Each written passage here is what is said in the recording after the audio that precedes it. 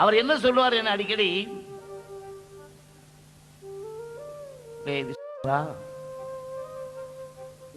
எனக்கு பிடிச்ச பாட்டு, நான் இத்தனையோ பாட்டு பண்ணியிருக்கேன், நான் என்னமோ நீயும் டியூன்லாம் பண்ணியிருக்கேன், எனக்கு பிடிச்ச பாட்டு அந்த கிருஷ்ணகானங்கிற படத்தில் புல்லாங்குழல் கொடுத்த மூங்கிலே பாட்டு தான்.